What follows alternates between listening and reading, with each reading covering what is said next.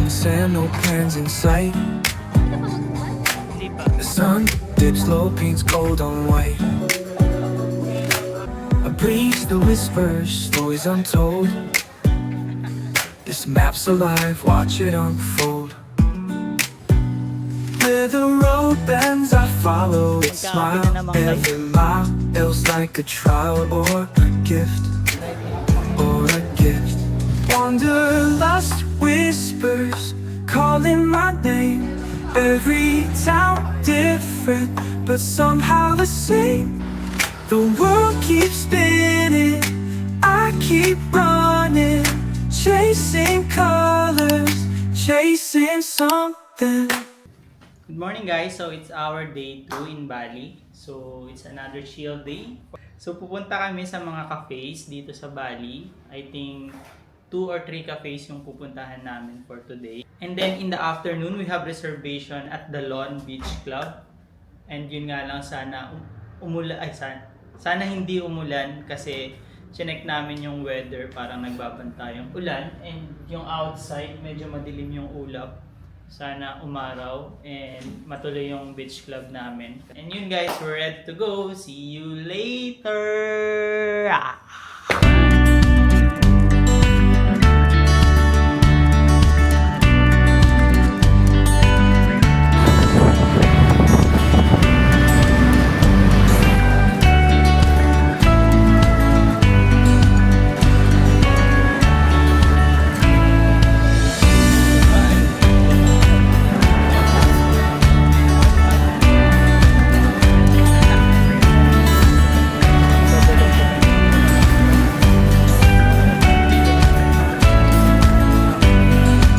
Nakapost nga sila. Ate,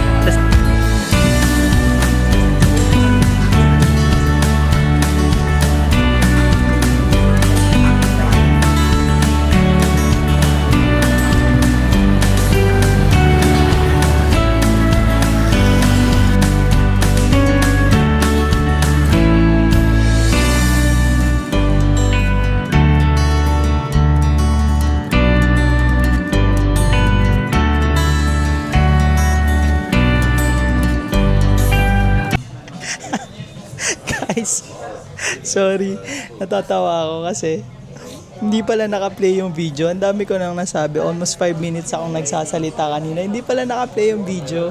Ngayon ko lang na-realize yung in-stop ko na, sabi ko bakit ganun, hindi naka-play. Ayun guys, so ulitin ko na naman yung mga sinabi ko kanina, mukha akong tanga dito. Buti hindi nila ako naiintindihan. Siguro kung naiintindihan nila ako, mukha akong tanga dito, paulit-ulit ulitin ko na naman yung sasabihin ko. But anyway, so nandito na tayo, hindi ko na na-play. Ayun nga guys, so kanina nabasa kami ng ulan. Nasa Grab kami papunta sa Love Bazaar. And then biglang bumuhos yung ulan, so nabasa kami. Ayun. Buti na lang may baon kaming towel, so nakapagpunas agad kami, nakapagpatuyo kami. Then after that, we went to Juice Ex Machina and we bought a cup. Ayan na yung sinasabi ko kanina kasi kanina pinapakita ko pa tong Juice Ex Machina na cup na to. Tapos pinapakita ko, ayan, nag-explain ako. Tapos makikita na naman ng mga tao dito, nilalabas ko yung cup. Kasi hindi ko nga na-play kanina. So sabi na, ano pinagagawa ng taong to? Mukha naman akong mukhang syunga. So ito yung nabili namin guys, yung Juice Ex Machina na cup. Yan guys. So this one, color green with brown logo of Juice Ex Machina. And then guys, alam nyo, tipid kami pagdating sa cup ni Love. Dahil naghihiraman lang kami ng cup. Kasi hindi na namin kailangan bumili ng tag-isa. Kasi usually, yung cup namin, hiraman lang kami. Depende sa magiging outfit namin. O diba, tipid. And then, ayun, dapat bibili kami ng shirt. Kaso, lahat medium, walang small. Kasi usually din, kapag bumibili kami ng shirt, naghahati na rin kami ni Love. Yung pwede kong isuot, tsaka pwede niyang isuot. Since yung small, wala, na pwede niyang isuot, di na kami bumili. Yes, kala mo dati large ako, ngayon small na lang ulit ako. Small, ang payat. Ayan guys, so kanina nag-breakfast kami sa Copenhagen and sobrang daming tao doon. Pumila kami. But anyways, nakaupo naman din agad kami dahil nagkaroon ng bakante outside and then doon kami pumesto para makapag-start na rin ang breakfast namin. Then after that, yun, tuloy-tuloy na Love Bazaar and then Juice Ex Machina and then nandito kami ngayon sa Two Face to have some coffee. Yeah. And then after this, we have a reservation at Sari Kitchen Community at 1 p.m. So doon kami magla-lunch. Then after that, we're going to the Lawn Beach Club. Doon kami mag-stay ng maghapon until sunset. And then we're going to have our dinner at School Kitchen. So guys, kanina nga umulan. So parang ine-expect namin, hala, baka hindi na matuloy yung dalon namin. Especially yung pa naman yung pinaka-highlight nung Bali trip namin. And ayun guys, sana magtuloy-tuloy yung araw, hindi na umulan. So far naman wala pa silang message na ika-cancel yung reservation namin kasi nga due to bad weather. Pero sana magtuloy-tuloy yung araw para masulit namin yung trip namin na to. Ayun guys, so update ko ulit kayo mamaya. So see you all guys later. Bye!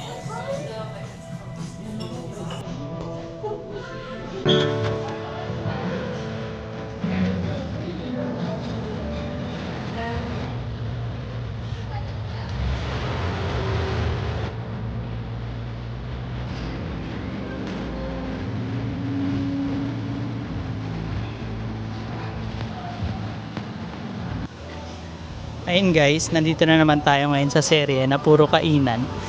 Yung hindi pa kayo natutunawan sa kinain nyo ng breakfast, kakain na naman kayo.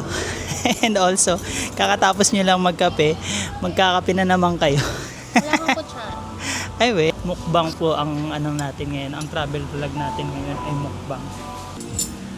Ang order ni Love is nasi goreng and my order is cordon bleu with fries. Yes, may pa-fries sila. Stop. Guys, if you want to eat on a less crowded place, I recommended this Sari Kitchen. Lagay ko yung location. Ang konti lang ng tao dito and then aesthetic din yung dating niya. And the food looks good. Ito pa nakakatawa.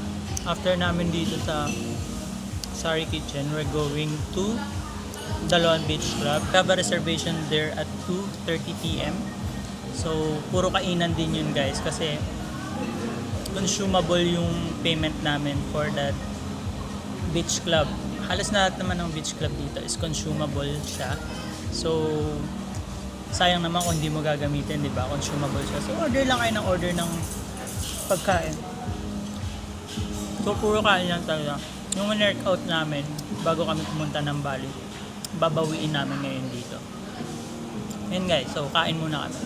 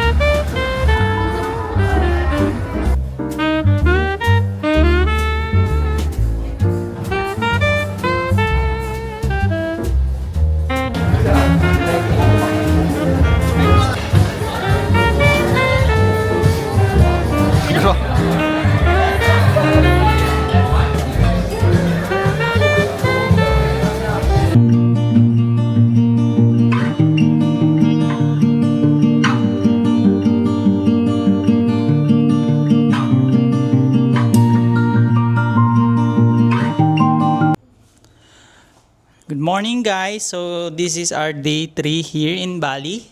So ngayon, chill lang kami talaga. Wala kaming itinerary for this day. Meron lang kaming reservation mamayang hapon for massage. So now we're going to have our brunch in Tush. And this is my outfit for today. Just chill lang, a shirt and a short. And a cup na binili namin kahapon sa Juice X Machina. This one. Ayan. Kahapon hindi nagtuloy-tuloy yung ulan, so na-enjoy namin yung Dalon Beach Club. And ngayon, medyo maulan pa rin. So, let's see guys kung saan tayo mapupunta today. And yun guys, see you guys later.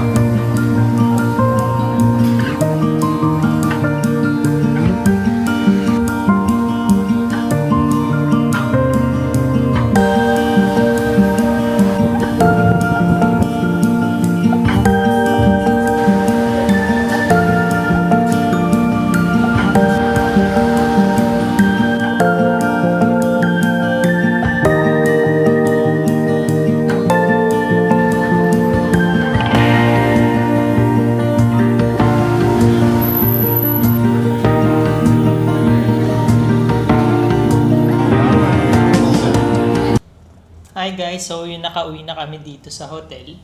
And this is our last full day in Bali. Nakakalungkot naman. Saglit lang talaga kami dito sa Bali. So bukas, it's our flight going back to Dubai. It's around 7 p.m. So meron pa kaming half day bukas. And for tomorrow, magbe-breakfast lang kami and magsiswimming kami sa rooftop ng Further Hotel para ma-experience namin bago kami mag-check out. So, ang check-out tomorrow is 12 p.m. Ayun guys, konti lang yung naging ganap natin today. Like a chill day lang talaga. Nagpamassage kami ng aromatherapy. Very relaxing, tsaka ang bango ng aroma. And then meron pa silang pa-facial na ginawa sa amin. And then, ayun guys, for our dinner, kumain kami sa isang local restaurant dito sa Canggu, which is Warung Sika. Sobrang sarap guys, parang ang dinala sa Pinas. Yun yung mga warong nila dito guys, parang karinderya sa Pinas, pero talaga naman dinudumog, talagang ang daming tao, and then yung food nila is quality, especially kasi may rice sila. Kaya sobrang sarap talaga, na-enjoy namin yung food namin dun sa dinner. And guys, mura lang dun sa mga warong, sa Warong Sika. Kaya kung pupunta kayo dito sa Canggu guys, try nyo yung Warong Sika. Huwag niyong hayaan na mapalagpas niyo siya. Ayun guys, if you like this video, don't forget to hit the like button. And also, share nyo na rin sa mga friends nyo na gustong pumunta dito sa Bali para may idea sila for a chill itinerary here in Canggu, Bali. And also, if you have any violent reactions, and also if you have any suggestions kung saan pa kami pwedeng mag-travel, just comment down below para magawa natin ng travel vlog. And don't forget to subscribe guys. So see you on our next travel.